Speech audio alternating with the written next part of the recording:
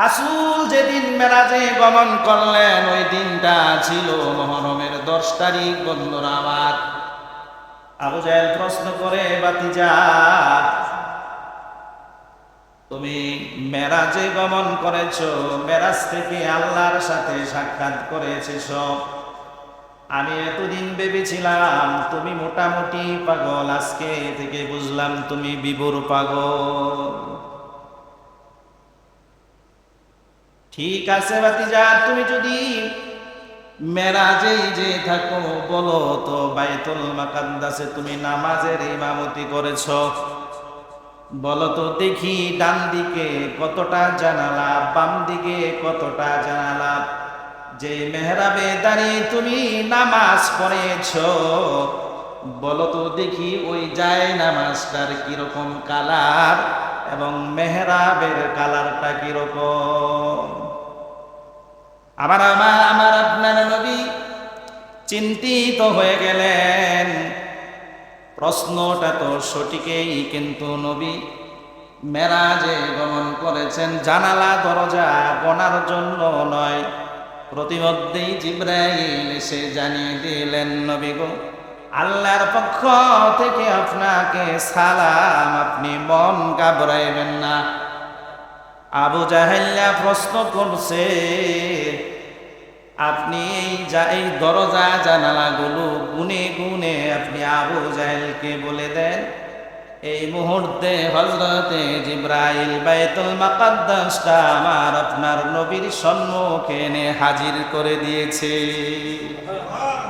আমার আপনার নবী দেখে দেখে বলে, চাচা বাইতুল মুকাদ্দাসের কালার এরকম, পাথরগুলোর কালার এরকম, মেহরাবের দৈর্ঘ্য প্রস্থ এতটুকু, জায়নামাজের কালার এরকম, দরজা জানালা এতটা আছে। ঠিক আছে নি চাচা? আবু জাহেল বলে, বাবা এতদিন ভাবছিলাম তুমি মোটামুটি জাদুঘর, আজকে থেকে বুঝলাম তুমি বিশ্বব্যাপী জাদুঘর, তোমার মতন জাদুঘর আর কেউ নাই।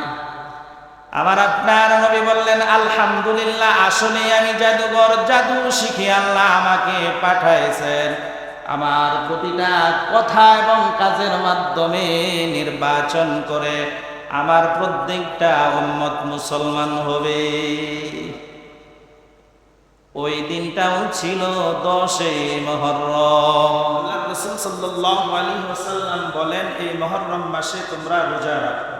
আফদালুস সিয়াম বা'দা রমাদান শাহরুল্লাহিল মুহররম।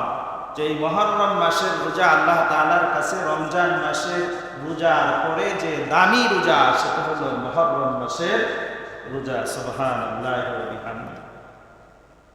এই সম্পর্কে আমরা সামান্য আলোচনা করব। আমার আলোচনার বিষয় হলো আজকের হক এবং বাতিলের ভেদাভেদ। হক এবং বাতিল, আমরা হককে হকের জায়গায় রাখি না, বাতিলকে বাতিলের জায়গায় রাখি না। হক এবং বাতিলের মধ্যে আমরা মিশ্রণ যুক্ত হয়ে আমরা আমল করতেছি, এটা হলো আমাদের নীতি। ইসলাম কোন নীতিতে চলার জন্য, কোরআন ও হাদিস কোন নীতিতে চলার জন্য বলেছেন, সেদিকে আমরা অবক্ষেপ করি না। আমি হককে বাতিলের সাথে মিশ্রিত করি, বাতিলকে হকের সাথে মিশ্রিত করি। হক কোনটা, বাতিল কোনটা, এই সম্পর্কে আমরা অবগত নয়। যে আমরা মুসলমান, হকের পথ কোনটি, বাতিলের পথ কোনটি, এটা আমরা কি পার্থক্য করতে পারি না। একটাই কারণ, আমাদের মধ্যে কোরআনী আইন নেই, হাদিসের আইন নেই। বিদায় আমরা হক এবং বাতিলকে একসাথে মিশ্রিত করি। আল্লাহ সুবহানাহু ওয়া তাআলা তার পবিত্র কালামে আমাদেরকে জানিয়ে দিয়েছেন, ওয়ালা তালবিসুল হাক্কা বিল বাতিল ওয়া তাকতুমুল হাক্কা ওয়া আনতুম তা'লামুন। তোমরা হককে বাতিলের সাথে মিশ্রিত করিও না, বাতিলকে হকের সাথে মিশ্রিত করিও না। হক বুঝে আমল করো, বাতিল বুঝে আমল করো। হকের সাথে বাতিল মিশ্রিত হয় না, বাতিল হকের সাথে মিশ্রিত হয় না। এটা বুঝে শুনে তোমরা কি আমল করো, তাহলে তোমার জিন্দেগি সুন্দর হবে। তো উপস্থিতি, আমরা জানি এটা মুহররম মাস। এই মুহররমের মাসের তাৎপর্য, আশুরা নিয়ে সারা পৃথিবীতে আজকে আলোচনা হচ্ছে। প্রত্যেকটি খতিব মহোদয় তাদের মেম্বার থেকে আজকে বার্তা পৌঁছিয়ে দিবে হক কোনটি, বাতিল কোনটি। আমরা জানি মুহররমের 10 তারিখ আসলে আমাদের মুসলমানদের মধ্যে একটি দ্বিধাদ্বন্দ্ব লেগে যায়। হযরত হুসাইন রাদিয়াল্লাহু তাআলা আনহুর শাহাদাতের জন্য এই মুহররম মাসটি এসেছে, আমরা অনেক মুসলমান মনে করি। 10ই মুহররমের মর্যাদা আর এই মুহররম মাসের মর্যাদা একমাত্র হুসাইন রাদিয়াল্লাহু তাআলা আনহুর জন্য হয়েছে, এটা এক শ্রেণীর মুসলমান আমরা মনে করি, ঠিক কিনা?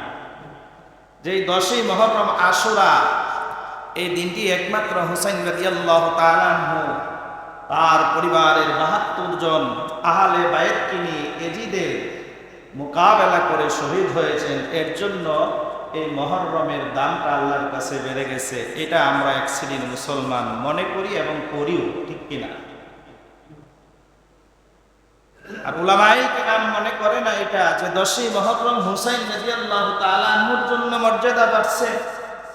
না, এই 10ই মুহররম হুসাইন রাদিয়াল্লাহু তাআলা আনহু শহীদ হয়েছেন, এই জন্য তার মর্যাদা বাড়ছে, এটার মধ্যে কোনো সন্দেহ নাই, ঠিক কিনা? ইতিহাস হয়ে দাঁড়িয়েছে হুসাইন রাদিয়াল্লাহু তাআলা আনহু, আমার আপনার নবীর দৌহিত্র হুসাইন রাদিয়াল্লাহু তাআলা আনহু এই 10ই মুহররম এজিদের শাসনে, এজিদের কবলে পড়ে, বাতিলের বিরুদ্ধে যুদ্ধ করে হুসাইন রাদিয়াল্লাহু তাআলা আনহু শহীদ বরণ করেছেন, মৃত্যুবরণ করেছেন কারবালার প্রান্তরে, ফুরাত নদীর তীরে। এই ফুরাত নদী এবং কারবালা ঘটনা বলতে যাই আমাদের মুসলমানের অনেকের ঈমান হারা হয়ে যায়, ঠিক কিনা? হুসাইন রাদিয়াল্লাহু তাআলা আনহু হযরত আমির মুয়াবিয়া খিলাফতের আমলে, হযরত আমির মুয়াবিয়া ইন্তিকালের আগে তার পুত্র ইয়াজিদকে ঘোষণা করে গেলেন, খলিফা নিযুক্ত করে গেলেন। এই ইয়াজিদের খলিফাত্ব অনেকেই মেনে নিয়েছেন, ইতিহাস লেখে বেশিরভাগ মুসলমানই ইয়াজিদের খিলাফত মেনে নিয়েছেন, কিন্তু মক্কা এবং মদিনার যে বড় বড় সাহাবীরা, ইসলামের পণ্ডিতরা, তারা মেনে নেন নাই। পরবর্তীতে তারাও এজিদের শাসন, এজিদের খিলাফত মেনে নিয়েছিলেন। আর হুসাইন রাদিয়াল্লাহু তাআলা আনহুকে কুফাবাসী, যে তার পিতা আলী রাদিয়াল্লাহু তাআলা আনহুকে নির্মমভাবে শহীদ করেছেন কুফাবাসী, সেই কুফাবাসী হুসাইন রাদিয়াল্লাহু তাআলা আনহুকে আহ্বান করে কুফায় নিয়ে গেছেন। আর হুসাইন রাদিয়াল্লাহু তাআলা আনহু যখন কুফায় যাওয়ার জন্য 72 জন আহলে বাইতকে নিয়ে, সঙ্গী নিয়ে যাচ্ছিলেন, আর বড় বড় সাহাবীরা আব্দুল্লাহ ইবনে উমর রাদিয়াল্লাহু তাআলা আনহু বাধাপ্রাপ্ত করেছেন যে আপনার পিতাকে কুফাবাসী নির্মমভাবে হত্যা করেছে, শহীদ করেছে, তারাও আপনাকে নির্মমভাবে শহীদ করে দেবে, আপনি ওইখানে যেতে পারেন না। আর হুসাইন রাদিয়াল্লাহু তাআলা আনহু কেন গেলেন, এটার মধ্যে অনেকেই মতভেদ। সহিহ বুখারীর হাদিস, হুসাইন রাদিয়াল্লাহু তাআলা আনহু বলেন, আমি হলাম সবচেয়ে, এই কুফাবাসী এই দেশের প্রেসিডেন্টের সবচেয়ে উপযুক্ত মানুষটা হলাম আমি, হুসাইন রাদিয়াল্লাহু তাআলা আনহু। খিলাফতের দাবিদার আমি, হুসাইন রাদিয়াল্লাহু তাআলা আনহু উপযুক্ত সবচেয়ে। এটা মনে করে তিনি কুফাবাসীতে রওনা করলেন। আর কুফায় যাওয়ার আগে হযরতে হুসাইন রাদিয়াল্লাহু তাআলা আনহু তার চাচাতো ভাই মুসলিম ইবনে আকিলকে বার্তা দিয়ে পাঠাইলেন যে খবর কি, তুমি খবরটা জেনে আস। হযরত হুসাইন রাদিয়াল্লাহু তাআলা আনহু বার্তাবাহক পাঠাইলেন মুসলিম ইবনে আকিলকে। তিনি কুফায় গেলেন, কুফাবাসী তাকে আসলে হুসাইন রাদিয়াল্লাহু তাআলা আনহুকে যে খলিফা হিসাবে মেনে নেবে, এটা তাকে জানিয়ে দিল। কুফাবাসী সকলেই মিলে বললেন যে হুসাইন রাদিয়াল্লাহু তাআলা আনহুকে কুফায় আসার জন্য আপনি চিঠি লিখেন। হযরতে হুসাইন রাদিয়াল্লাহু তাআলা আনহু মুসলিম ইবনে আকিলকে পাঠাইলেন, আর আকিল চিঠি লিখলেন যে আপনি কুফায় আসতে পারেন, কোনো সমস্যা নাই। প্রতিমধ্যেই ইয়াজিদের বাহিনী খবর পাইলেন হুসাইন রাদিয়াল্লাহু তাআলা আনহু, তিনি বার্তাবাহক পাঠাইছেন মুসলিম ইবনে আকিলকে। ইয়াজিদ তার সেনাপতি, তার গভর্নর উবাইদুল্লাহ ইবনে জিয়াদকে অর্ডার করলেন যে হুসাইন এই কুফাতে আসতে না পারে, আসতে দেওয়া হবে না, এই বলে হুসাইন রাদিয়াল্লাহু তাআলা যে আসতে পারবে না এই বলে জিয়াদকে ইয়াজিদ এই কথা বলে দিলেন, কোনো ক্রমেই যেন হুসাইন রাদিয়াল্লাহু তাআলা আনহু কুফায় গমন না করতে পারে, তাকে বাধাপ্রাপ্ত করে। আর এদিকে ইয়াজিদের এক বাহিনী উবাইদুল্লাহ ইবনে জিয়াদকে বলে দিলেন, তার নেতৃত্বে মুসলিম ইবনে আকিলকে ঘেরাও করলেন। যে হুসাইন রাদিয়াল্লাহু তাআলা আনহুর কাছে এই সময় মুসলিম ইবনে আকিল চিঠি প্রেরণ করলেন, হুজুর আপনি আসেন, আপনার আশাতে কোনো বাধা নেই, কুফাবাসী আপনাকে খলিফা নির্বাচন করবে। এই বলে হুসাইন রাদিয়াল্লাহু তাআলা আনহু ৭২ জন আহলে বায়াতকে নিয়ে তিনি কুফার দিকে সফর শুরু করে দিলেন। ইতিহাস অত্যন্ত বিরল যে হুসাইন রাদিয়াল্লাহু তাআলা আনহুকে কুফাতে আসতে দেওয়া হলো না, পথেই তাকে আক্রমণ করা হলো। উবাইদুল্লাহ ইবনে জিয়াদের নেতৃত্বে ইয়াজিদ বলছে তাকে কোনো ক্রমে আসতে দেওয়া হবে না, তাকে বাধাপ্রাপ্ত করো। প্রতিমধ্যেই হুসাইন রাদিয়াল্লাহু তাআলা আনহুকে এমনভাবে আক্রমণ করলেন, বাধাপ্রাপ্ত করলেন, হুসাইন রাদিয়াল্লাহু তাআলা আনহু বিস্মিত হয়ে গেলেন। ইয়াজিদ জিয়াদকে বললেন, হে জিয়াদ, আমি তো তোমাদের সাথে যুদ্ধ করতে আসছি না, শর্ট করে বলতেছি যেহেতু মসজিদের আলোচনা। জিয়াদকে বললেন, আমি তোমাদের কাছে যুদ্ধ করতে আসি না, কারণ যুদ্ধ করতে যদি আসি, মক্কা এবং মদিনা বিজয় হয়েছে, লক্ষ লক্ষ সাহাবী যার সম্মুখে ইসলামের একটি বিরুদ্ধাচরণ হলে বরদাস্ত করবে না। যদি যুদ্ধের জন্য আসি তাহলে কুফাতে আমার লক্ষ লক্ষ আমার নানার সাহাবীরা বসে আছেন, জলিল কত সাহাবীরা বসে আছেন, যেখানে হযরতে উমর ইবনে আব্দুল্লাহ বসে আছেন, হযরতে আবু বকর রাদিয়াল্লাহু তাআলা আনহুর সন্তান, উমরের সন্তান, এরা বড় বড় সাহাবীরা বসে আছে। আর যে মক্কা মদিনায় ইসলাম বাস্তবায়িত হয়েছে, আর লক্ষ লক্ষ আমার নানার সাহাবীরা আছে। আমি তোমাদের সাথে যুদ্ধ করার জন্যই মুষ্টিময় ৭২ জনকে নিয়ে আসি। আমি আসছি আলোচনা করার জন্য, আমি আসছি তোমাদের সাথে আলোচনা করার জন্য, আমি যুদ্ধ করতে আসি নাই। জিয়াদ, আমাকে কুফায় যেতে দাও। তিনি ৩টি প্রস্তাব রাখলেন ইতিহাস লেখে, যে আমি তোমাদের সাথে যুদ্ধ করতে আসি নাই, আমাকে মক্কায় ফিরে যেতে দাও। প্রথম প্রশ্নটি করলেন তাদের কাছে, আমাকে মক্কায় ফিরে যেতে দাও, আমি যুদ্ধ করতে আসি না। দ্বিতীয় প্রশ্ন রাখলেন যে এই দেশের একেবারেই নিরাপদ একটি স্থল যেখানে মুসলিমরা বাস করে, আমাকে ওইখানে যেতে দাও, আমি ওইখানে চলে যাব।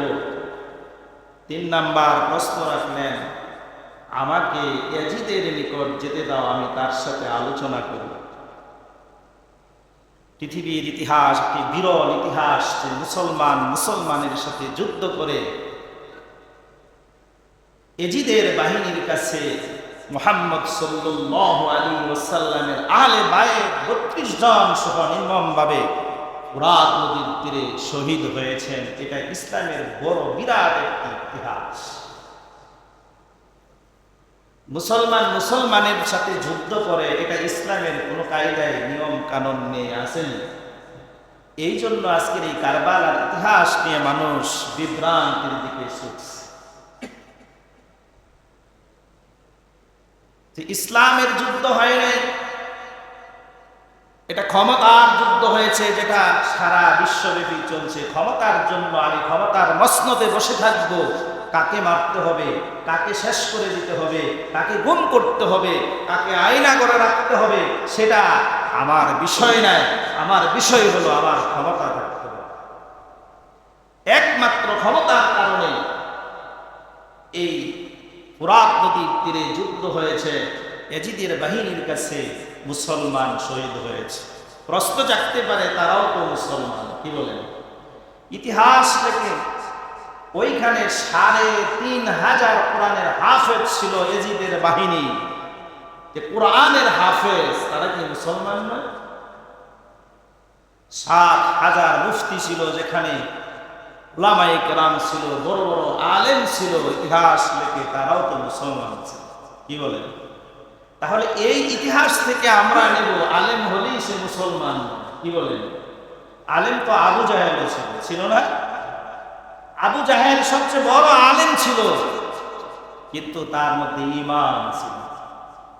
আবু জাহেল এমন কোন ইতিহাস জানতো না, বিশ্বের কোন জায়গায় কি আছে সবকিছু আবু জাহেল জানতেন।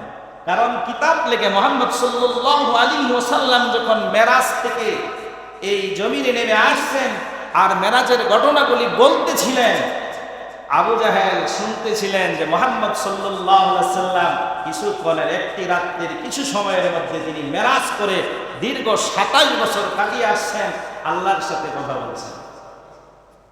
আর আবু জাহেল ঠাট্টা করে পৃথিবীবাসী, মক্কা মদিনাবাসীদেরকে জানিয়ে দিলেন, এতদিন ভাবছিলাম আমার ভাতিজা মোটামুটি পাগল, আজকে থেকে ভাবতেছি সে পুরাই পাগল। বলেন তো, মুহাম্মদ সাল্লাল্লাহু আলাইহি ওয়াসাল্লাম পাগল না আবু জাহেল পাগল? আবু জাহেল জানতেন, মুহাম্মদ সাল্লাল্লাহু আলাইহি ওয়াসাল্লাম কতক্ষণও জানতেন না যে বাইতুল মুকাদ্দাসটা কি রকম, কি রঙের, কি সিস্টেম, কয়টা জানালা, কয়টা দরজা, এগুলি মুহাম্মদ সাল্লাল্লাহু আলাইহি ওয়াসাল্লাম জানতেন? আবু জাহেল জানতেন কয়টা জানালা, কয়টা দরজা, কোন দিকে, কেমনে, কি রঙিন, সব কিছু আবু জাহেল জানতেন। মুহাম্মদ সাল্লাল্লাহু আলাইহি ওয়াসাল্লামকে প্রশ্ন করেছিলেন আবু জাহেল, ভাতিজা বলো তো, তুমি যে বলো মেরাজ করে এই একটা রাত্রির কিছু অংশের মধ্যে তুমি মেরাজ করে আসছো, বলো তো দেখি বাইতুল মুকাদ্দাস এটা দৈর্ঘ্য প্রস্থ কতটুকু, মেহরাবটা কি রঙের, কয়টা জানালা, কয়টা দরজা, বলে দাও তো। যদি বলতে পারো মনে করবো তুমি মেরাজে গেছে। বলেন তো, রাসূল সাল্লাল্লাহু আলাইহি ওয়াসাল্লাম ওই দিন কি বাইতুল মুকাদ্দাসের মসজিদের রং কি, মেহরাবটা কত বড়, জানালা কয়টা, দরজা কয়টা, কার্পেট কিরকম, ফ্লোর কিরকম, এটা দেখতে গেছেন? কি বলেন? আপনি কোথাও বেড়াইতে গেলে আপনি কি ওই বাড়ির কি আছে না আছে এগুলি দেখতে যান? আপনি যে মেহমান হয়ে গেছেন, আপনার যে কদর করেছে, ওইটাই আপনার মনে থাকবে, এর বাহিরে কিছু মনে থাকার কথা নয়। তা আবু জাহেল তো আলেম ছিল, কিন্তু তার ঈমান ছিল না।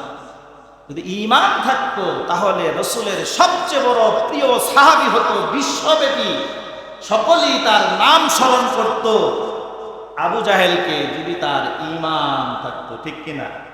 ঈমান আবু বকরের ছিল, আবু বকর দামি হয়ে গেছে, সবচেয়ে বড় মানুষ হয়ে গেছে।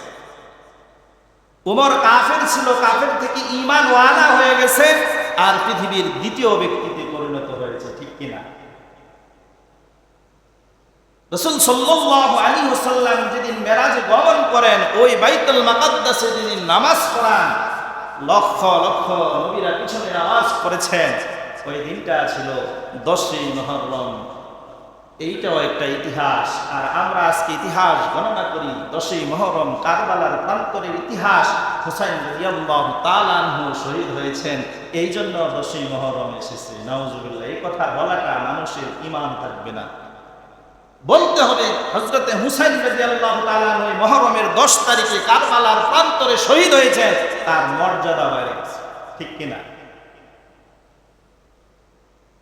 আল হুসাইন আল হাসান ওয়াল হুসাইনু শাবাবি আহলিল জান্নাহ রাসূল বলছেন হুসাইন এবং হাসাইন জান্নাতের যুবকদের সর্দার হবে, এর মধ্যে সন্দেহ নেই, ঠিক কিনা?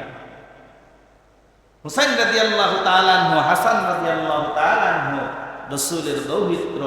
রাসূল বলেছেন সে হুসাইন জান্নাতি, হাসান জান্নাতি, এর মধ্যে কোনো সন্দেহ নাই। তো হুসাইন রাদিয়াল্লাহু তাআলা আনহু মর্যাদা এই দিনের কারণে শহীদ হয়েছেন, তার মর্যাদা আল্লাহ আরো বাড়িয়ে দিয়েছেন।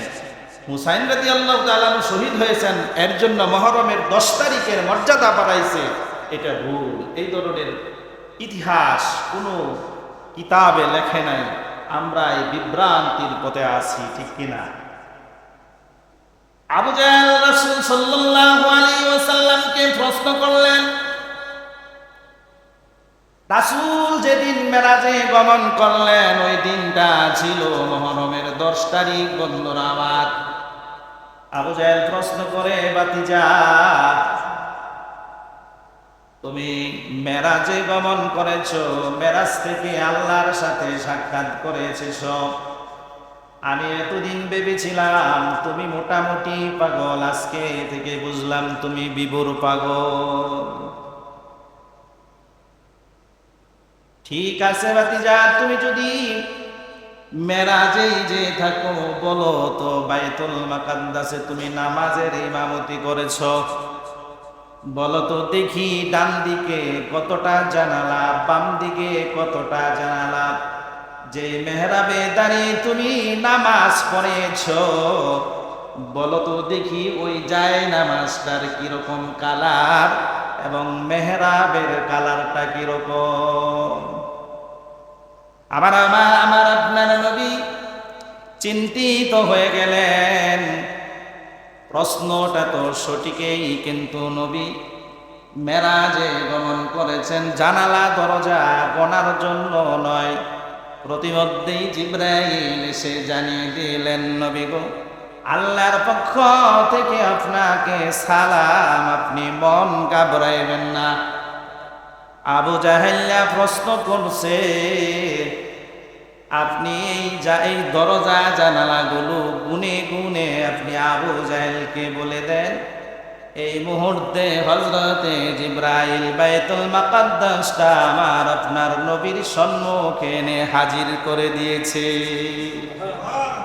আমার আপনার নবী দেখে দেখে বলেছেন, আচ্ছা বাইতুল মুকাদ্দাসের কালার এরকম, পাথরগুলোর কালার এরকম, মেহরাবের দৈর্ঘ্য প্রস্থ এতটুকু, জায়নামাজের কালার এরকম, দরজা জানালা এতটা আছে। ঠিক আছে চাচা। আবু জাহেল বলে, বাবা এতদিন ভাবছিলাম তুমি মোটামুটি জাদুঘর, আজকে থেকে বুঝলাম তুমি বিশ্বব্যাপী জাদুঘর, তোমার মতন জাদুঘর আর কেউ নাই।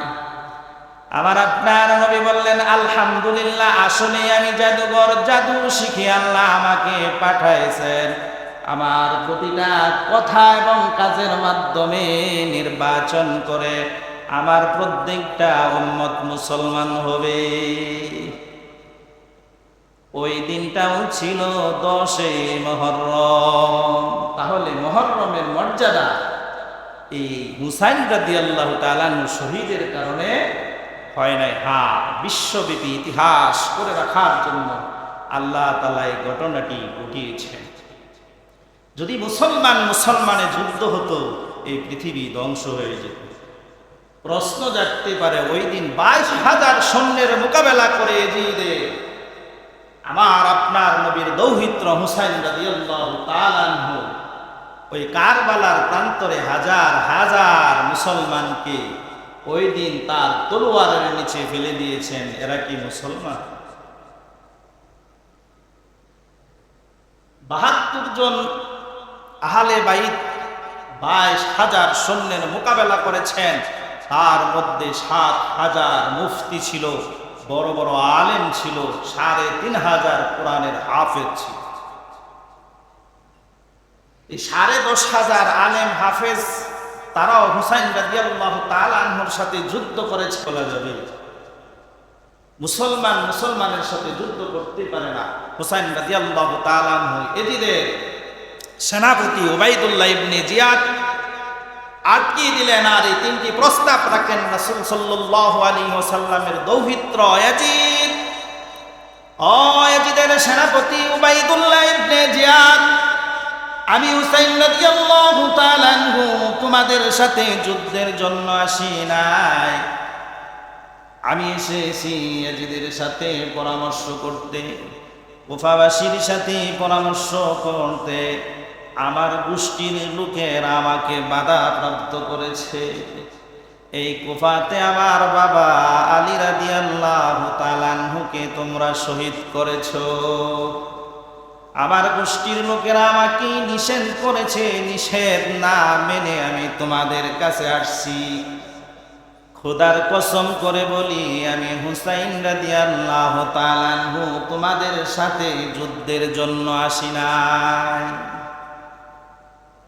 ওই দিনটা ছিল 7 মুহররম।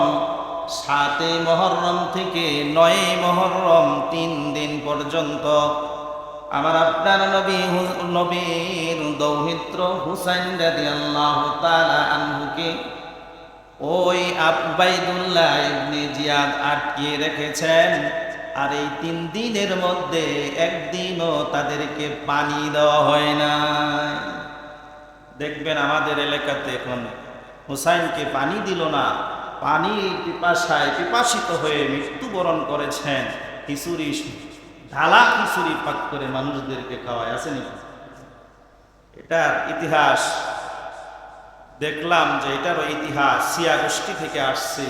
যে হুসাইন রাদিয়াল্লাহু তাআলা আনহু জিয়াদকে বলেছেন, জিয়াদ, আমার ছোট্ট 6 মাসের শিশু বাচ্চা আলী আসগর পানির পিপাসায় পিপাসিত, ফুরাত নদী পানি থই থই করতেছে, একটু পানি দাও আমার সন্তানকে, পানির পিপাসায় পিপাসিত, পানির পিপাসায় আমার সন্তান কলিজা ফেটে যাচ্ছে, 1 ফোঁটা পানি দাও আমার সন্তানকে খাওয়ানোর জন্য। ইতিহাস এটা কেটে কেটে তারা বলে ওই দিন ফুরাত নদীতে পানি থই থই করেছে আর ইয়াজিদ বাহিনী জিয়াদ পানি দিল না। এই জন্য আমরা ওই দিনে খিচুড়ি পাকাইয়া, ডালা খিচুড়ি, পাতলা খিচুড়ি পাকাইয়া মানুষদেরকে খাওয়াই। আর হুসাইন রাদিয়াল্লাহু তাআলা আনহুর সন্তান আলী আসগরের কলিজা ঠান্ডা হবে। এই ধরনের ধারণাটা মুসলমান করতে পারে? কি বলেন? এটা আমরা বলি। এই এলাকায় নাই, দেখি নাই আমি 3 বছরে, অন্যান্য এলাকায় আছে। জারি গান, সারি গান গেয়ে গিয়ে হুসেন রাদিয়াল্লাহু তাআলা আনহুর কলিজাকে ঠান্ডা করে, আলী আসগরের কলিজাকে ঠান্ডা করে, আছে কি নাই? এটা শুধু ভ্রান্ত ধারণা, ভ্রান্ত ধারণা নয়, শুধু এই ধরনের ধারণা যদি কেউ করে তার ঈমান থাকবে না। থাকবে? কি বলেন? তার ঈমান থাকবে? কখনো তার ঈমান থাকতে পারে। এই ধরনের ধারণা যদি আমরা করি, আমার আপনার ঈমান চলে যাবে। হযরতে হুসাইন রাদিয়াল্লাহু তাআলা আনহু উবাইদুল্লাহ ইবনে জিয়াদকে বলে, উবাইদুল্লাহ, জিয়াদ, আমি যুদ্ধের জন্য আসি নাই, আমাকে মক্কায় যেতে দাও, নতুবা এই দেশের সীমান্তে কোনো এক মুসলিম কান্ট্রিতে আমাকে যেতে দাও। তাও যদি না হয় রে জিয়াদ, তোমার প্রধানমন্ত্রী ইয়াজিদের কাছে আমাকে যেতে দাও, তার সাথে আমি পরামর্শ করব। উবাইদুল্লাহ ইবনে জিয়াদকে ইয়াজিদ বলেছিল, হুসাইনকে আসতে দেওয়া যাবে না, তাকে প্রতিরোধ করো, তাকে বাধা প্রাপ্ত করো। উবাইদুল্লাহ ইবনে জিয়াদ হুসাইন রাদিয়াল্লাহু তাআলা আনহুকে এমন ভাবে প্রতিহত করলেন, এই দুনিয়ার বুক থেকে 72 জন আহলে বায়াত শহীদ করে দিলেন। ইতিহাস লেখে এমন এক মুহূর্তে হযরত হুসাইন রাদিয়াল্লাহু তাআলা আনহু স্ত্রী বলতেছে, ওহে স্বামী, হে আমার কুলের শিশুকে আর সামলানো যাচ্ছে না, পানির পিপাসায় কাতর হয়ে যাচ্ছে। চিৎকার করে আলী আসগর কাঁদতেছে, তাকে একটু পানি পান করান। হযরতে হুসাইন রাদিয়াল্লাহু তাআলা আনহু কুলের শিশু পুত্র সন্তান আলী আসগরকে নিয়ে ওই ইয়াজিদের বাহিনীর কাছে গেল, জিয়াদ রে, এই ফোরাত নদীর পানি থই থই করতেছে। আমার নানার হাতের বরকত, এই বরকতের কারণে ফোরাত নদীতে পানি এসেছে। এই ফোরাত নদীর পানি কত পশু খায়, কত কাফেররা খায়, কত জানোয়ার পান করতেছে। আমি হোসেন রাদিয়াল্লাহু তাআলা আনহু তোমার নবীর দৌহিত্র, আমি হোসেন রাদিয়াল্লাহু তাআলা আনহু আমার কলিজার টুকরা 6 মাসের শিশু আলী আসগর পানির পিপাসায় পিপাসিত। একটু পানি দাও, আমার আলী আসগরের কলিজা ঠান্ডা করে দাও। ইতিহাস, নির্মম ইতিহাস বন্ধুরা আমার। উবাইদুল্লাহ ইবনে জিহাদের বাহিনী হুসাইন রাদিয়াল্লাহু তাআলা আনহুর এই কলিজার টুকরা 6 মাসের শিশু সন্তানকেও তারা ওই কারবালার প্রান্তরে শহীদ করে দিয়েছেন। এমনি এমনি 72 জন আহলে বায়াত সহ হুসাইন রাদিয়াল্লাহু তাআলা আনহুকে শহীদ করেছেন।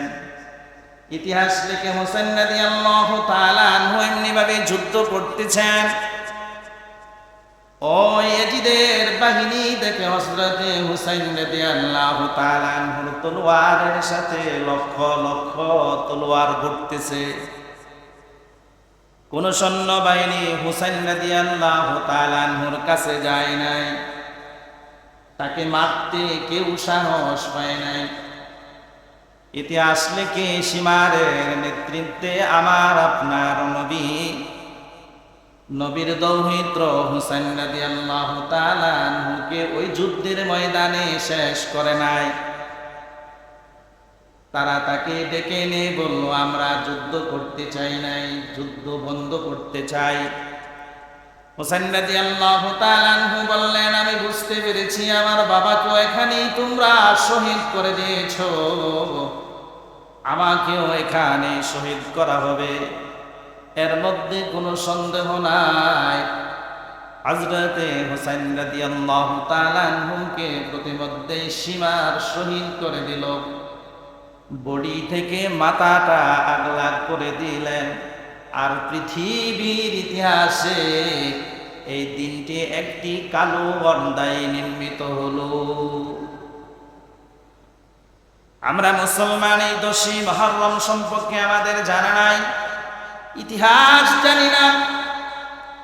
এই 10ই মুহররম নিয়ে আমরা অনেকে অনেক ধরনের ইখতিলাফ করি, বেদাতি কাজে লিপ্ত থাকি। আল্লাহর রাসূল সাল্লাল্লাহু আলাইহি ওয়াসাল্লাম বলেছেন, 9ই মুহররম, 10ই মুহররম, নতুবা 10ই মুহররম, 11ই মুহররম তোমরা রোজা রাখো। আমরা এই কাজ করি না, বেদাতি কাজে আমরা আজকে মুসলমান লিপ্ত হয়েছি। হযরতে হুসাইন ওই কারবালার প্রান্তরে ইয়াজিদ বাহিনীর হাতে নির্মমভাবে শহীদ হয়েছেন। ওই দিনটা ছিল 10ই মুহররম। আমরা মুসলমান এই 10ই মুহররমকে স্মরণ করি শুধু হযরতে হুসাইন রাদিয়াল্লাহু তাআলা আনহুর শহীদের কারণে। না না না, 10ই মুহররমের মর্যাদা আল্লাহর কাছে সর্বপ্রথম আমার আপনার আদি পিতা হযরতে আদম নবীর জন্ম থেকেই, ঠিক কিনা? আদম যখন মাটি ও পানির সাথে মিশ্রিত, আল্লাহ তাআলা যখন আদম নবীকে বানাইলেন, আল্লাহ বডিটা বানাইয়া ফেরেশতাদের যিনি সরদার ছিলেন, মুআল্লিমাল মালায়েকা, ফেরেশতাদের উস্তাদ, আল্লাহ তাআলা ফেরেশতাদেরকে সারিবদ্ধ করে দাঁড় করে দিলেন, বললেন আদমকে একটা সেজদা করো। আর ইবলিস ওই দিন যিনি ফেরেশতাদের উস্তাদ ছিলেন, তার মধ্যে এমন একটা অহংকার চলে আসলো যে আল্লাহ আমার সম্মুখে আদমকে বানাইলো কাদামাটি দিয়া, আর তাকে বানাইয়া আমি হলাম আগুন থেকে সৃষ্টি। আগুনের ফুলুঙ্গি হলো উপরের দিকে, মাটির ইয়া হলো নিচের দিকে। আল্লাহ কেমন করে আমাকে বলল এই আদমকে সেজদা করতে? ওই দিন ইবলিস সেজদা করে নাই। একটা কারণ, সে যুক্তি পেশ করেছে আমি আদমের চেয়ে দামি। আল্লাহ আমাকে আগুন দিয়া বানাইছে, আর আমার সম্মুখে আল্লাহ আদমকে বানাইছে মাটি দিয়া, কাদা মাটি দিয়া। আমি স্বচক্ষে দেখেছি। সকল ফেরেশতারা বুঝলো আল্লাহর অর্ডার, এটা আদমকে সেজদা দেওয়া নয়, এটা আল্লাহ অর্ডার করেছেন। যাকে অর্ডার করবে যেভাবে করবে, আল্লাহর অর্ডারের কাছে মাথা নত করা হলো মুসলমানের কাজ, ঠিক কিনা? সকল ফেরেশতারা এক বাক্যে আল্লাহর কথা মেনে নিল, আদমকে সেজদা করলো। কিন্তু ফেরেশতাদের সর্দার যিনি, উস্তাদ যিনি, তিনি জ্ঞান খাটাইলেন, যুক্তি খাটাইলেন। আমাদের এই পৃথিবীতেও অনেক যুক্তিবাদী আছে, যুক্তি খাটায়, যুক্তি বিক্রি করে তার সংসার চালায় আসেনি। ইবলিস যুক্তি খাটাইলো না, আমি তাকে সেজদা করতে পারি না। আর সকল ফেরেশতারা বুঝতে পারলো এটা আল্লাহর অর্ডার। আল্লাহর অর্ডারের কাছে মাথা নত করে দিলেন। আর আল্লাহ তাআলা ইবলিসকে এই জমিনে পাঠায় দিলেন, লানতের মালা পরায়া আল্লাহ তাআলা ইবলিসকে এই জমিনে পাঠাইলেন। ইবলিস আমাদের পিছনে ঘুরতাছে, আসেনি? আল্লাহ তাআলা যেদিন, ওই দিন যেই ঘটনাটা ঘটিয়েছিলেন, ওই দিনটাও ছিল বন্ধুরা আমার 10ই মুহররম। ওই আদম থেকে শুরু হয়েছে 10ম মুহররমের কার্যকলাপ। আর আমরা বলি হুসাইন রাদিয়াল্লাহু তাআলা আনহু শহীদের কারণে 10ই মুহররমের মর্যাদা বেড়েছে। আল্লাহ রাব্বুল আলামিন আদমকে জান্নাতে দিলেন, জান্নাতে থাকতে দিলেন।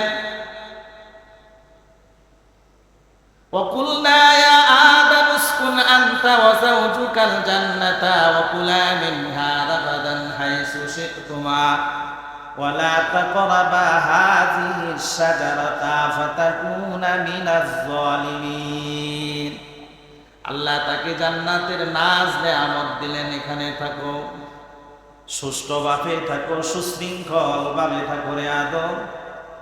তোমার বসবাসের স্থান হলো জান্নাত, এই জান্নাতে থাকো, চিরস্থায়ী জান্নাতে তুমি থাকো, নাড়াচাড়া করো না। হাযিহি শাজারাতা ফাতাকুনা মিনাল যালিমিন।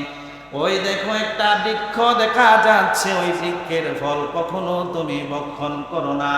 যদি ভক্ষণ করো ফাতাকুনা মিনাজ জালিমিন, জালেমদের অন্তর্ভুক্ত হয়ে যাবে, আর জান্নাত থেকে তুমি বের হয়ে যাবে। ওই দিনটা ছিল 10ই মুহররম। আজকে আমরা বলি হুসাইন রাদিয়াল্লাহু তাআলা আনহু শহীদের কারণে 10ই মুহররমের মর্যাদা বাড়ছে। না না, এটা আমাদের ভুল ধারণা বন্ধুরা আমার। 10ই মুহররমে আল্লাহ রাব্বুল আলামিন এই পৃথিবী ধ্বংস করে দিবেন। যত বড় বড় অলৌকিক ঘটনা ঘটিয়েছেন, এটা 10ই মুহররমে ঘটিয়েছেন। হযরত নবী ইব্রাহিম আলাইহিস সালাতু ওয়াস সালামকে নমরুদের আগুনে ফেলেছেন। আর নমরুদের আগুন থেকে যেদিন আল্লাহ রাব্বুল আলামিন ফুল বাগান বানাইয়া আমার আপনার জাতির পিতা ইব্রাহিম নবীকে ওইখান থেকে বের করেছিলেন, ওই দিনটাও ছিল 10ই মুহররম। মুসা আলাইহিস সালাতু ওয়াস সালাম ফেরাউনের কবলে পড়ে নীল দরিয়া পার হয়েছিলেন যেদিন, সবলে তার উম্মতদেরকে নিয়ে তিনি নদী পার হয়েছিলেন।